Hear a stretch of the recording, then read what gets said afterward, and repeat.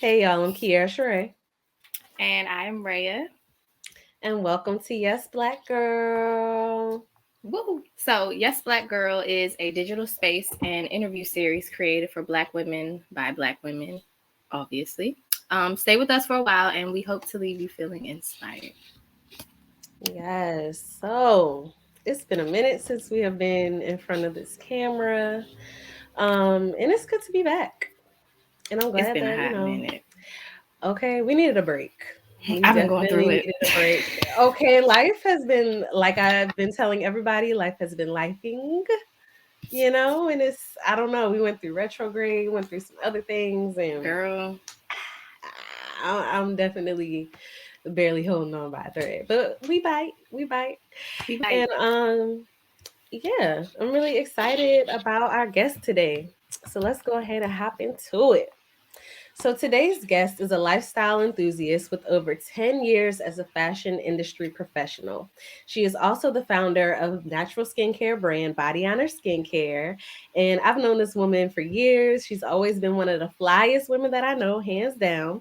And like a Beyonce and the Carrie Bradshaws of the world, she wears her heels as her sneakers. She's always stepping to her own feet. So let's give a warm welcome to Cammay Gray.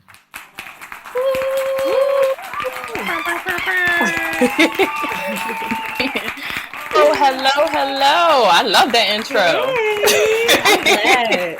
I was like, what can I say about Cammay? Oh my But yeah. gosh. Hello, ladies. It's a pleasure. Yes, It's good thank to you so have you much for here. joining us Thank today. you. Excited. Yes. All right. So we are going to get into this or that. All right.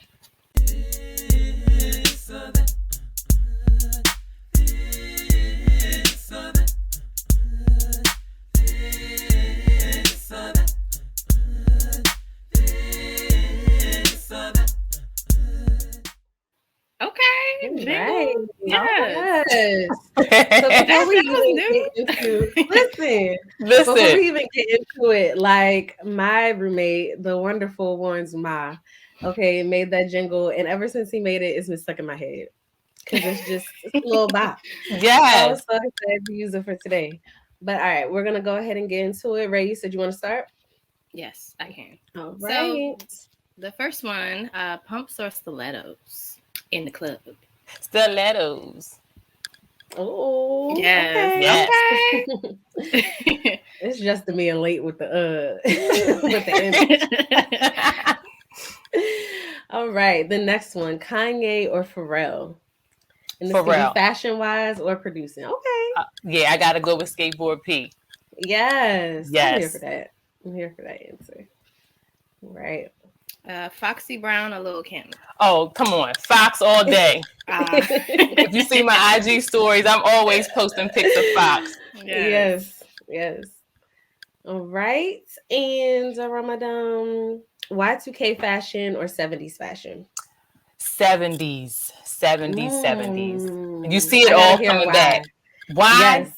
Yes. It's the blueprint. I think Okay. that's one of the eras where we were the most creative, the Mm, most definitive, and some pieces was just hitting. The fabrics really, were really. lush. So yeah, 70s for sure.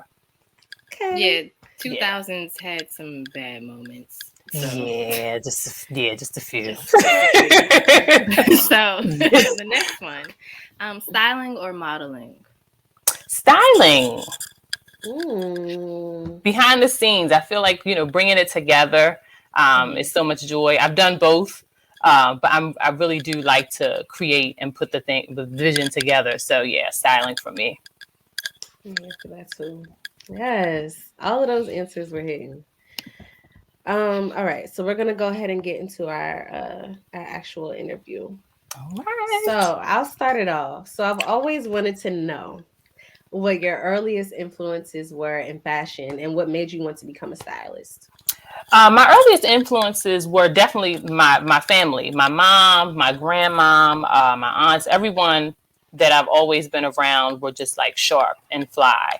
And how I got into styling was during the time I worked for Michael Kors, fresh out of undergrad, and at that time, that was like mid 2000s.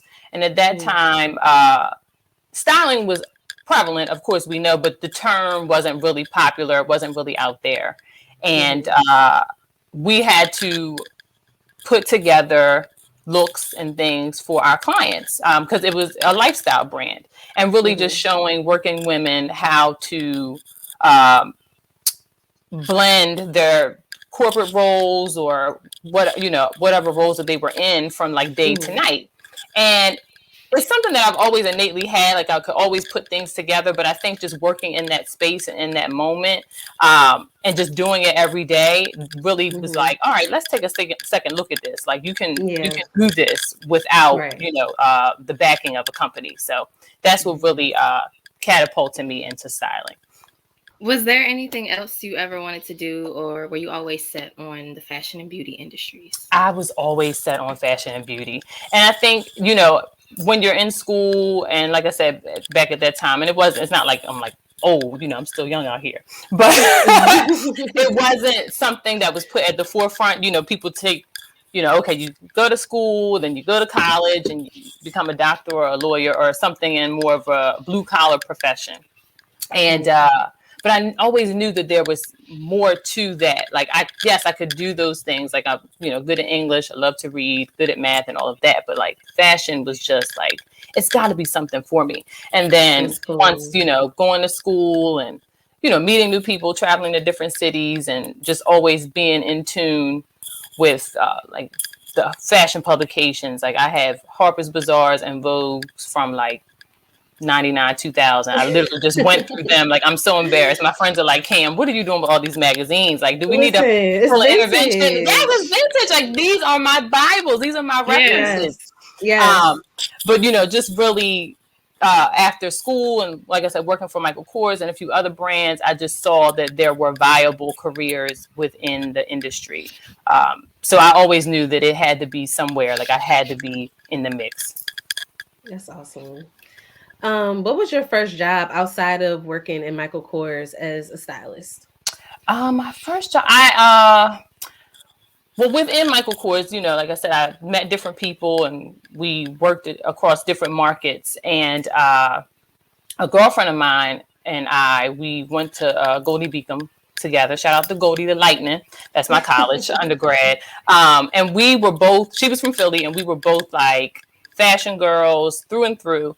And she had a connection that worked in the industry. And so we got into Fashion Week. I think that was spring 2010 season. And we just got the fashion calendar and just started sending out requests for invites to the shows. And then also working backstage. So I worked the shows backstage for BCBG, Max Azria, Hervé Leger, and just kind of went in with that. So those were the only brands that I really worked the show, but I was able to attend other shows, Joy COC, Peter Sohm, so quite a few different brands in the industry. So that was really like the ticket into the door. That was one of the first experiences. That was such a fun time. Oh my God. Yeah. That was such a fun time. I still had the little lanyard and the badge, like, I'm not letting any of that stuff go, y'all. Yes. I was actually going to ask you about Fashion Week later on, and we could still dive into it a little bit more so you can go into your experience some more. But I think that's awesome for that to be your first, experience as a stylist. Like that was awesome. And, and if I can say, like I was working for Michael Kors, but, sometimes brands and companies just kind of see you at that retail level. Like they know you can kill it. You're knocking numbers out, breaking barriers, handling your business. But it's like that bridge between reality, the sales floor, and corporate, and like the real thing. And I was just so blessed and grateful that I was able to zoom past them, because I'm like, hey, I've done 2 seasons backstage with like Hervé Leger. Like, what's going on with backstage with our brand? I'm working for this brand. Why can I not? So I thought about that, and I was just like, we took the initiative. It's time to make a move. Yeah, thank God for that connect. we took the Yes. initiative and got in on our own merit. So, you know, you Mhm. don't always need the man to do it, help you out. Okay. Period. A word. Yes, she's a working woman. Yes, girl. So, who are your dream stylists, collaborations, or muses, if you have any? Oh, I would love to work with my big sis in my head, Tracy Ellis Ross. I would love to shadow and partner with June Ambrose, like the Yes. OGs of the game. Yeah. And I love Zarina Akers. I love what she's doing. I love how Okay. she's turning around. Shout out to the DMV. You know, I'm from the Eastern Shore, but you know, Maryland, I don't care. We counting it all. Okay. It all counts. It all counts. Yes. So those three, like hands down, every day, anytime that I see something from them, I'm just inspired. And especially with Tracy Ellis Ross, because she's just herself. She's quirky, she's stylish, she's fashionable, she's super smart. So I just love people's character speaks to me more than anything. Yeah, I feel that. Tracy, I don't know. She is definitely one of a kind. It's like she can wear anything. Anything. And it's crazy because sometimes like I'll be looking at girlfriends and it's crazy because even that era, which even, we just spoke about it, that era was a little weird. Was a little, yes. It was, a little questionable. Those looks for her, they still hold up. They still hold up. Like the hoops. I'm a hoop girl. Like as you can see, like the hoops, her hair. I mean, and even just that, like her natural texture back then. It's 20 years ago now, because that was 2000. So just everything. All the girls, but Joan Clayton, Tracy Ellis Ross held it down for me. Yes, held it down. Yes.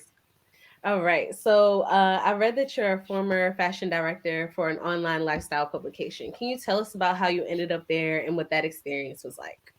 Yes. So that was also a connection between mutual friends that I had met from college. And that was a great experience because that also showed me another facet of the industry, fashion journalism, which, because you read magazines and things like that, but really understanding what it takes behind the scenes to, research trends and really pull together something that's easy to read and understand. And that actually took me to places and connections that I never even imagined, even for that short time that I was in that role. But it just opened my eyes even more to really appreciate the contributions that we make, because the focal point of the magazine was for like urban people of color that are just trendsetters, tastemakers, and really just honing in on what we bring to the culture, which is everything. I mean, let's be honest.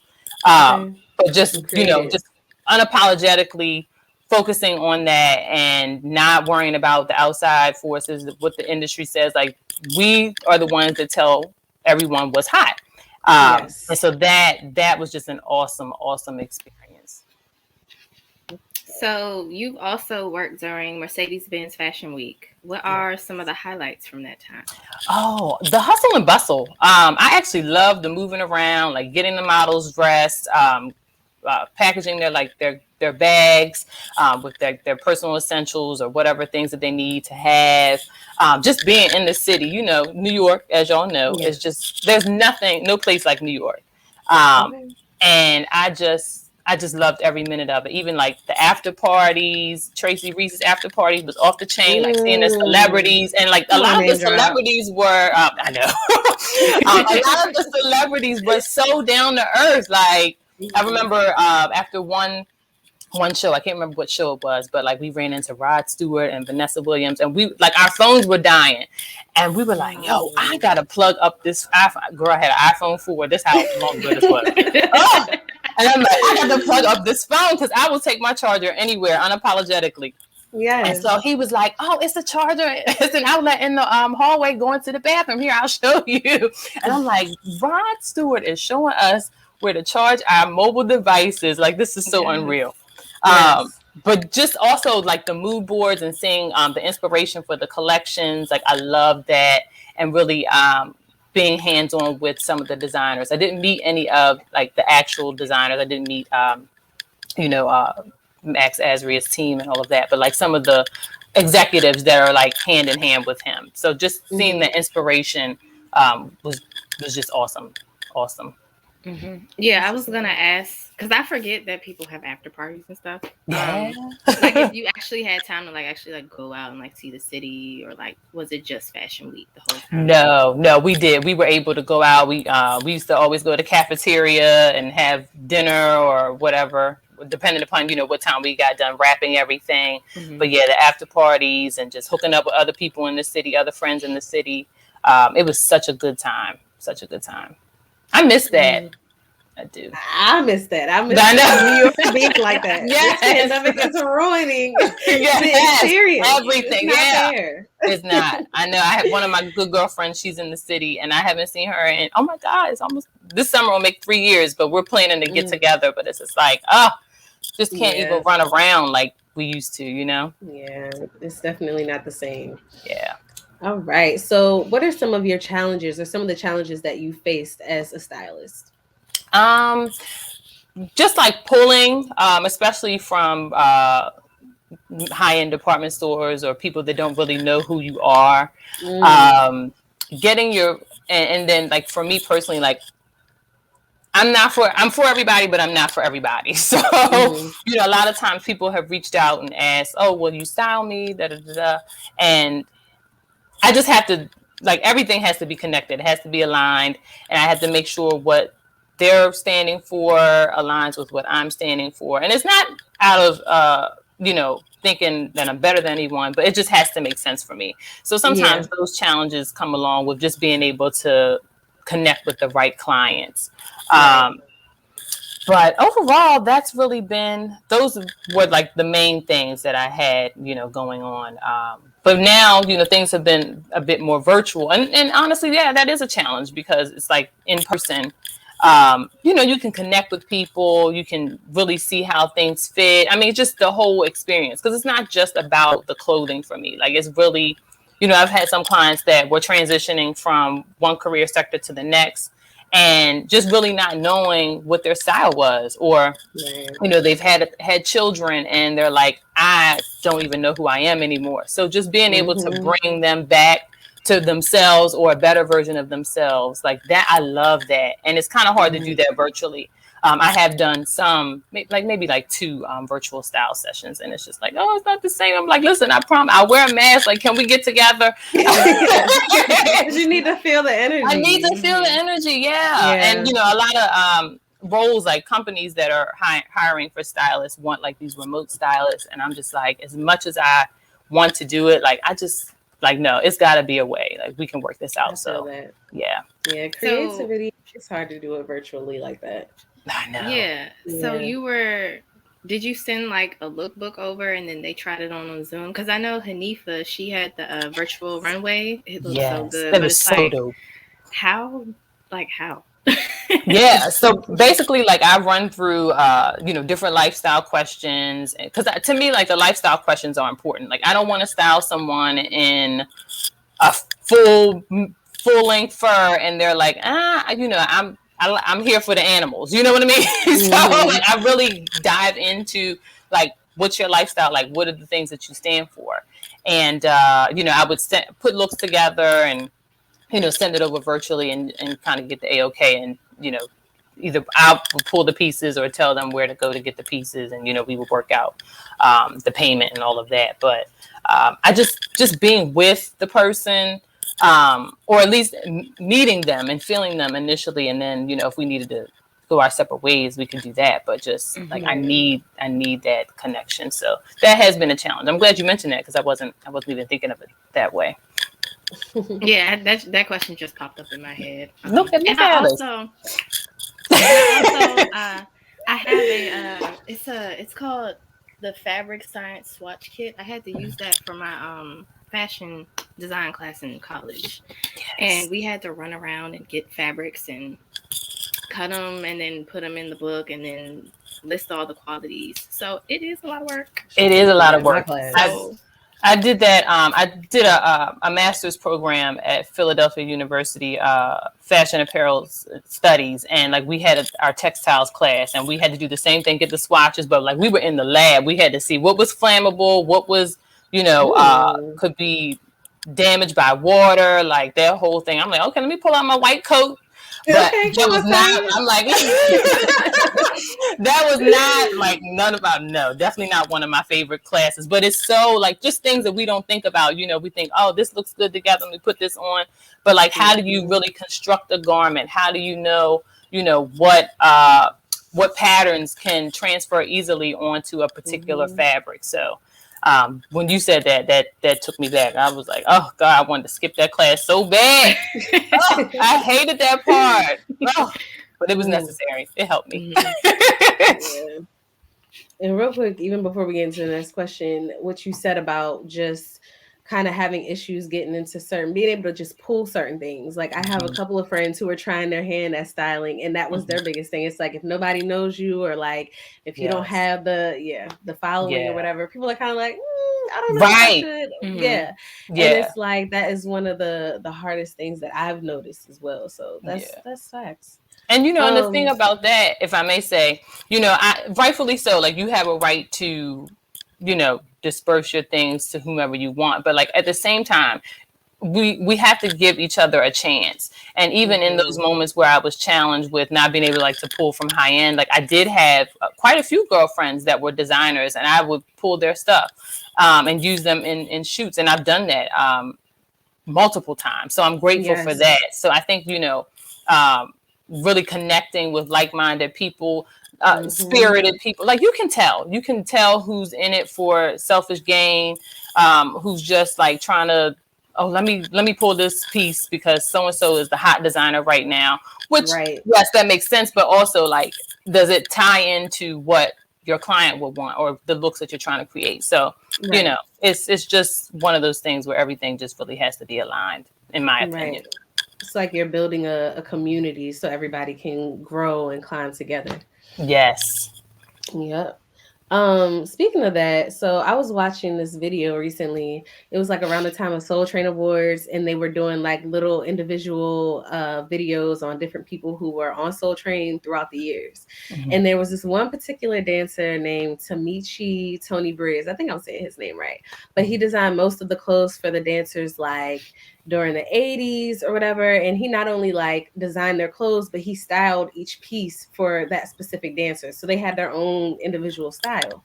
And then he eventually went on to design the MC Hammer pants that we all know of today. And I'm like, if I hadn't seen that video, I never would have known about him. No. And then I'm thinking about people like Misa Hilton and Dapper Dan, who, Misa as a stylist, kind of getting shut out after a while, even though she kind of created throughout the 90s and some of the 2000s the culture that we saw fashion wise, especially with streetwear. And then with Dapper Dan doing everything that he did designing wise.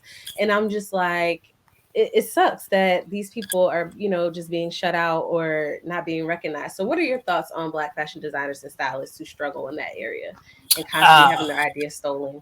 It drives me crazy. And I think that's all the more reason for us to build community, to be each other's backbones, be each other's resources, because like I said, and like we all know, everything comes from us. They always steal from us.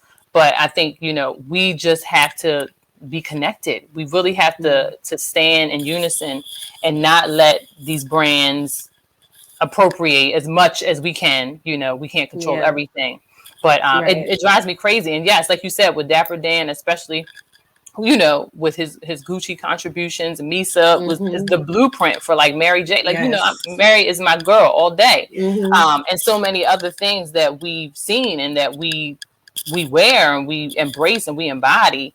So I just hate when our people don't get their flowers like that. It really hurts my heart. Or and sometimes delayed gratification is good because if you get everything all at once, it might not be the right season for you to handle it. So I totally understand that. But like decade after decade after decade, like, come on, y'all. It shouldn't have taken this long for Dapper Dan to have Atelier or his workings with Gucci, and it shouldn't have taken this long for Misa to get her flowers and countless others. So yeah. Right. So, switching gears, we are going to talk about your skincare brand. Yes. How did it come about? And it's also called Body Honor Skincare for our viewers. Yes. So the inception of Body Honor is quite a few levels to it. One thing about it, my grandmother's name is Honor, so it's really special to me. She's passed on, but I speak of her in a present tense because, you know, she lives on through me, my mom, my cousins. You know, she instilled so much in me as a youngster. Not youngster. She instilled so much in me, and so she's just such a big part of like our family. But I've always been into more of the holistic approach of taking care of myself and, you know, eating well and all of that. And I lived in LA for about 2 years. And, you know, you see things living on the East Coast, you know, you see things, you know things. But in California, like, and especially in LA, like, healthy living and wellness is like a lifestyle for them. Like, so many of my friends that I met, like, whether they had issues that like made them go into more of a holistic and healthy lifestyle. But it was just like, I didn't have to drive 2 hours or across town to get to a natural food store, or, you know, it was really embedded in the culture.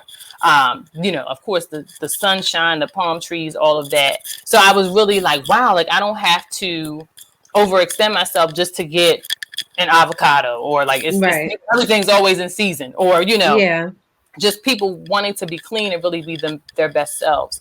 So just simple things that I would put together for myself, you know, natural remedies and stuff like that. And maybe like 2018, I was telling one of my good girlfriends, my sister Tamika, one of your mentors, and she was like, Cam, you need to do something with this. And I'm like, you know, yeah, okay, maybe. But then I just kept seeing different like signs. I'm like, oh Lord, it's a sign, it's a sign, it's a sign. I was listening to the Style Hustle Pro podcast, and she had a few different like nurse practitioners come on, and just, you know, really just realizing that we have to be mindful of what we put into our bodies. And I think I launched in July of 2020, so we were in the thick of the pandemic, but just really realizing like, there's so much going on. You know, you buy something to treat one thing and you end up getting a side effect. So it's just like, everything that we need literally comes from the earth. Like, what, you know,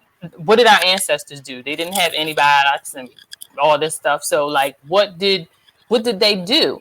And, you know, also, once again, you know, everybody, the society wants to capitalize on the things that are natural resources in our motherland. So it's like, oh, this is all the way. But like, no, this is what our people did and do. So that's how it really just kind of came together over time. And I'm so excited. Like, I switched lanes in you know, I'm still kind of in the lifestyle, beauty, wellness, but, you know, everybody expects me to be fashion, but, you know, you can pivot, you can switch lanes. But I'm really excited about the direction that Body Honor is going in. I have taken pauses at times because I'm a person that likes to plan and have things in order.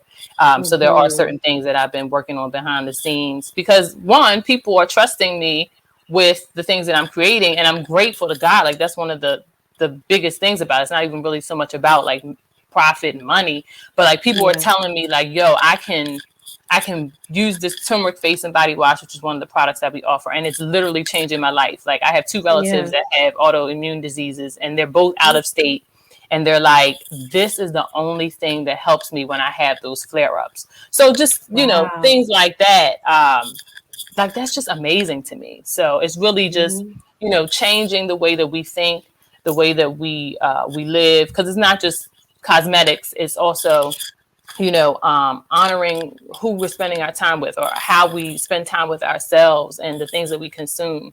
So it's accumulation of a lot of things, not just like the aesthetics and the outward appearance.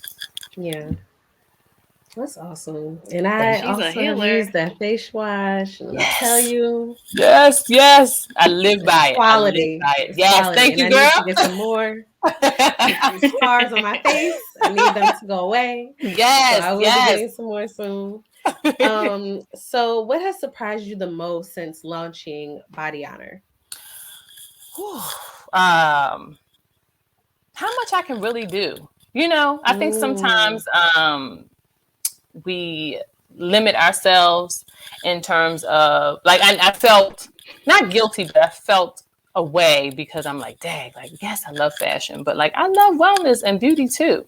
So I kind of felt like I was like warring between those things, and I'm like, Cammay, you can do all of them, but like for me, I just want to be a master at all of them. You know, jack of all trades, master of none. Like that's not really my vibe.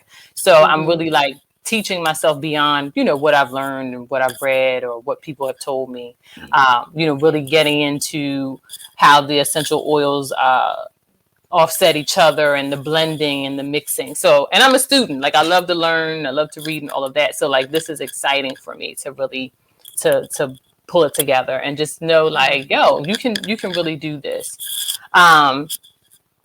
The other thing, I would say is, just asking for help. You know, I'm an independent person. So sometimes a lot of times people come to me for it and for advice or what have you. And I appreciate that. But I'm like, yo, I don't know everything. Right. But then it's just kind of, it's like, it comes back to me and it's like, all right, well, you just look it up, just research. Yeah, you can research, but sometimes you really need to connect with people that have been there, have done that, have mastered that. So asking for help was a little bit of a challenge for me, but I'm working on it. I've been, you know, I've been a little bit more vocal here lately. Yes. Super relatable. I feel that, yes. People are getting more into skincare these days, and there is tons of information available on the internet, specifically from people who are not immersed in the skincare industry. Because I see people say, "Oh, I just drink water and I use Suave moisturizer on my face, so I'm good." What are a few things? Yes. What are a few things that you have read that were like really inaccurate in terms of advice? Oh gosh. There's so much. Something that I read the other night. Oh my gosh. Or like the most outrageous thing that you may have seen. Outrageous thing. I think I saw someone say once, like about alcohol, because you know, like witch hazel and some other things are like, or some toners are like alcohol based. And somebody was like, "Oh, okay, well you can use the straight alcohol as a toner. Just put a little bit of water in there." And I'm like, "You about to burn your whole face off? Like, what do you mean?" So it's just.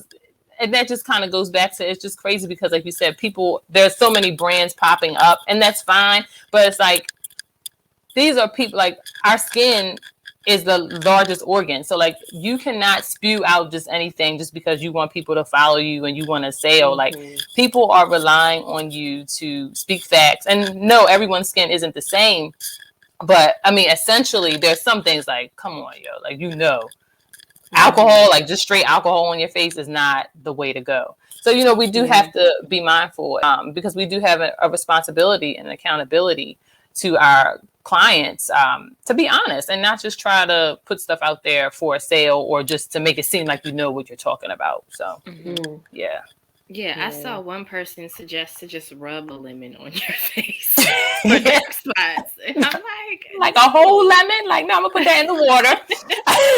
I'm going to stick on that. But like, you know, just not breaking it down. Like you have to, there's a difference between putting things in layman's terms and just like coming up with foolishness. Like, yes, lemon is vitamin C, is citrus. And yes, you know, vitamin C and citrus based products do help with hyperpigmentation. But I mean, make it make sense, people, you know? Yeah. It's all about the research and really doing you got to know what's going on. Yes. All right. This question long too. Sorry. All right. So you kind of already touched on this a little bit, but basically it can be really difficult when you're pursuing work in different industries and the amount of dedication that it takes to do so. So what do you do when your roles are pitted against each other, and what systems/methods are used to stay organized? I take a step back, to be honest. Like sometimes when it gets overwhelming, I'm just like, I can't do all this right now. And I'm actually in the midst of that moment because I do have some fashion styling things lined up, but I just know that where I am right now with Body Honor and what I'm trying to do at this particular moment, like that's the fashion thing just kind of has to wait until I get the legs on Body Honor. So I really do just be like, hold up, like I can't do all this right now. And then also just in terms of like methods and things to keep me on track, my to-do list is like Husky. So I just really break it down. I do certain things within one business or one sector. Maybe one week I'm focusing on Body Honor, and I'll say, Monday, Tuesday, Wednesday, I'm doing this, this, and this. And then I've really just outsourced. Like I have different, like my accountant handles certain things. I have 2 other mentors that help me with certain things. I don't know. Sometimes like the electronics of it all, I don't know if I'm on the cusp. I'm a young OG, but still some things I just don't want to do electronically, like all these apps and stuff like that. I just kind of like I love Excel, and I know like Excel is not like, oh God, but like it helps me. I hate Excel. Like I hated Excel for when I was using it, like as a store manager and all that type of stuff. But it really helps me in certain aspects of like Body Honor. So, yeah, like I was like, okay, Excel, all right, we all right now. Because like 10 years ago, I wasn't here for it. I'm like, no, somebody else do this. I'll do something else. Yes, it caught up with you. Yes, it did. It did. So yeah, I really just try to delegate and just tell myself, this is what you're going to do this week. You're going to focus on that, because in the past, and still sometimes I catch myself doing this. Not something that I've completely overcome, but I'm just like, I'm frazzled because I'm trying to do all these different things. And it's like, Cammay, this is what you set on your list for the day. Stop trying to be an overachiever. And sometimes I'll be like, okay, I did all my stuff today. Like this is Wednesday. I've done all my assignments on my to-do list. Well, let me go ahead and knock out this one thing for Friday. Like, no, sometimes you really just have to let it be and just be. And I struggle with that because I'm like, I just always want to have something done and ahead of the game, but I'm working on it. I'm a work in progress.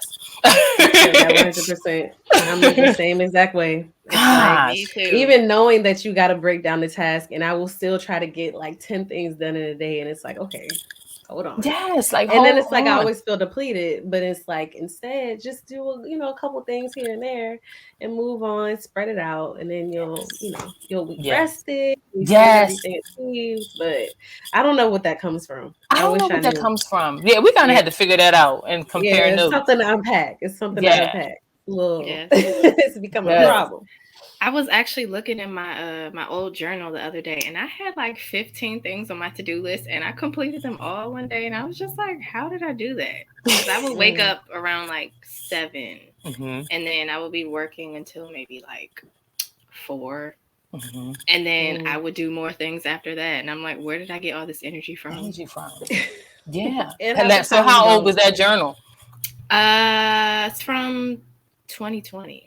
Oh, okay. So it was during quarantine. So like we had time. Yeah. That was a different time, girl. Yeah, man. That was a different time. Oh my God. I felt like I had time for everything. It was just like, I was so happy because it was just like a freedom. I don't know. Yes, like a whole like a 6-7 month, year worth of snow days. Yes, it was amazing. It was. It really was. Yeah, that quarantine energy was so different. Oh my God. It was. And I'm like, I'm gonna change this. I'm not sad. I'm not doing this anymore. It's self-care and all that. And then I'm out here, we outside a little bit, and I'm like, oh, here we go. I'm getting right back on myself again. Like, girl, come on. Stick to the script. I'm like, how can I tap into that? But I'm like, I can't, because we're not in quarantine no more. No. So, yes. So what is your holy grail product that you use, and what is your current skincare routine? My holy grail product that I use, I'm plugging my own stuff. I love the turmeric face and body wash. I'm like I said, the 3 items that I offer currently are things that I was like kind of already doing anyway. But I just upped the ante because I can't just put anything together. But I love it because turmeric is so good for you. Just overall, ingesting it topically it's just awesome to have in your repertoire. But my skincare routine is pretty simple. Cleanse, tone, serum, moisturize. Like I don't overcomplicate it. I do get facials, although it's been a minute. It's time. But I definitely incorporate the facials in there, and just definitely having an esthetician that knows your skin, and not trying to, let me just give you this so you can look like Kelly Rowland, or yes, that's my good sis, but really skincare that is tailored to each person individually. So I really keep it really simple. I definitely whitewash cloths, no red or colored washcloths, especially like on your face, because the dyes and all of that are transferable into your pores and your skin.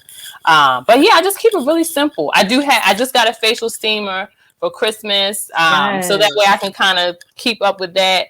I haven't used it yet, but I'm like, I gotta jump into this so I can keep it up until I get to holler at my girl. You like it? You have one? Yeah, I didn't have a facial steamer, but I started using a humidifier at night. And when I would, it's like it was so much hydration, especially during the summertime where you already have a little bit of humidity.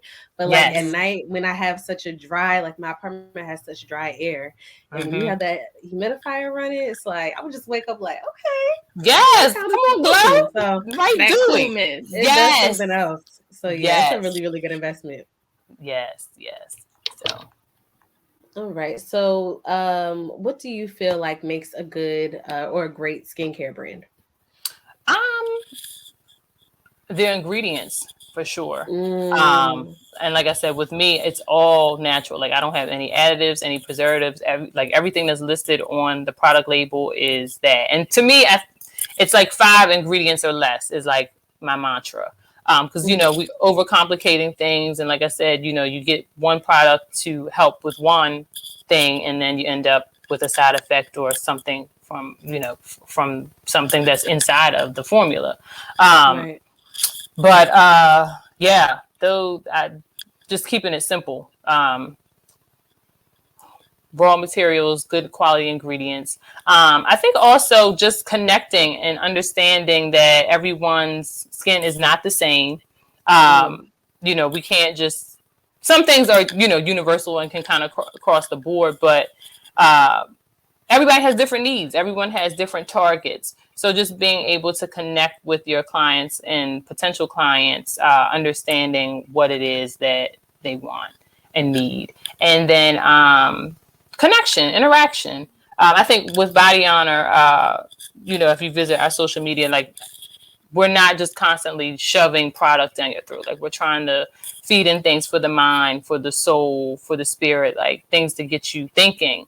So I think, especially in terms of your social media and your marketing, just making people understand like, I don't want you to just buy this from me. Like I just want wellness to be a lifestyle for you, however that translates to you.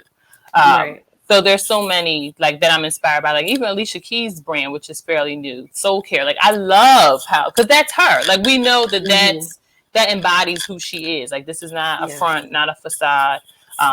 She's not just selling. Most people will just buy it just off the strength of it being her, but it's really good product. And even like Fenty, like we love Ree.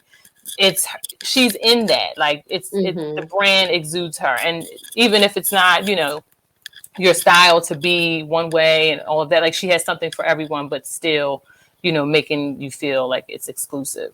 So I think those, and any brand, to be honest, but especially with skincare, like those are the top priorities that I think make a good brand. What is in store for the future of Body Honor, and how do you want to expand? Additional products. I have been working with a scientist to help me with formulation. So definitely more products. It's taken me a while because I really just want things to be perfect, and not in a sense of like, it's gotta be perfect for like vanity reasons, but just because, like I said, it's people are living by this. People are wanting real results. So I just want things to make sense. So more products. probably before the end of the quarter or the beginning of the next quarter. But just really creating a community. Like I really want to have, like I said, it's a lifestyle brand. So just having maybe a podcast or something like that with different experts from different sectors of the industry. Like I said, wellness, I have quite a few friends that are in like mental health.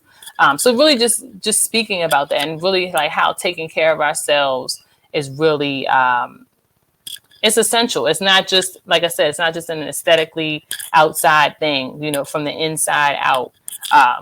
Having literature and resource materials for people to use. So I have big plans for this brand. I'm so excited. And even just like also, if I can touch on it a little bit, another level of what made me start Body Honor is just like connecting with God and honoring God in the way that we live, the way that we speak, the way that we treat people. And, we're always striving to be better. And for me, like, I just had a moment where I'm like, yo, like, I just got to get myself together. You can always reflect and be like, yo, you tripping on certain things that you've done or certain ways that you've thought. So just really just honoring God and just having a really clean lifestyle that people can be inspired by and be like, yo, I can still be fly, funny, have my own personality, but like be wholesome, be a good person. So yeah. That's awesome. All right. So lastly, do you have any beauty advice that you'd like to share with our viewers? Yes. Oh my gosh. Well, yes, you need to get some Body Honor skincare. That's one thing. Quality rest. We need to rest. And, like Brea said, like with the person that said about just rubbing a lemon on your face, just things just being simple, like that's crazy. But people would go for that because that's simple. But like rest is really essential. And I say this all the time, and sometimes I go against the grain with it because I'm busy working on stuff. But like when I know I need to rest, like and you're well rested, like the next day or the next few days after, you can see it on someone. Like, wow, she's glowing. But just being able to keep that up continually, that's a major part in keeping yourself together. Definitely the water intake. However, you need to calculate that for your body. There you go. I got a big gallon, so with the hours, and that has helped me tremendously. Oh my God. Because I'm a water drinker, but like I don't always drink I only drink like when I'm thirsty, and I'm like, you're not going to get your intake in if you don't keep up throughout the day. So definitely drinking your water, staying hydrated, especially, during the fall and winter seasons. That's just so important because it's just our bodies are comprised of water. Like it just everything you need water. And what else? Just keeping it simple. Keep your routine simple. Don't overcomplicate. Don't add a whole lot of different products. Because like I said, things just kind of work either together and then form something else or just don't work at all. So really just keeping it simple. Don't overcomplicate it. Let your skin take its course. And then also like just kind of knowing your body. Like if you have a face map, it'll kind of tell you. So like I know when I'm wilding, like or when I haven't been in bed a certain hour or at a certain hour or had a certain amount of hours of sleep, I get breakouts on my cheeks. And I kept noticing that it's like a couple months in a row. And I'd just be small, maybe one or two. And I'm like, what is going on? And so it's like your rest is really important because like if you're only getting a couple hours here and there, or you're going to bed, 10 o'clock and then you're up at 3 a.m., like that's insufficient. So just knowing what's going on within your body and what you're putting in, really, it will show on the outside. Chin acne is sometimes indicative of like dental things, forehead acne or forehead breakouts, like stress, sugar. So just kind of paying attention to, oh my God. Just paying attention to what you're putting in as well, because it will show on the outside. So, yeah. Awesome. Yeah, when my forehead breaks out, that's how I know I'm not on top of anything, because I'm like, my forehead never breaks out. Usually it's just like my jaw and like my chin if I'm stressed or if I'm not changing my pillowcases. Yes. So, and washing our bonnets and do-rags. That's I also like, I know when like my hair is dirty or I wash my stuff every week, but sometimes it's just a week might go by and I'm like, oh, I forgot to wash that, and I put it on and I'm like, all right, there's a bump and I know why. Paying attention. We gotta slow down and pay attention, y'all. That's it. And when you get your hair done, your skin just magically clears up. Yes. Absolutely. It Love that. It does. Yeah. It's a lack of stress because you feel good. Yes. That part. So that is a wrap for today. Thank you, Cammay, for joining us. And Thank you so much. You're welcome. So please let us know where the people can follow you. Yes, you can follow me on Instagram at Cammay Gray, CAMMAY GRAY. You can also follow Body Honor Skincare, which is Body Honor Skincare on Instagram, and then on Twitter, where I'm on there as well, Body Honor Skin and Cammay Gray, and then also my styling page that showcases some of my styling work, Cam Gray Style on Instagram and Twitter as well. Awesome. Okay, so thanks everybody for tuning in. We'll be back soon, and please, until then, just subscribe to our YouTube channel at Yes Black Girl and follow us on Instagram at Yes Black Girl. And make sure to follow Ray and I also on Instagram at Unique Genre and at The Only Raya on YBG. So until next time, that's it. That's a wrap. Bye. Thank you, ladies. You're welcome. Thank you.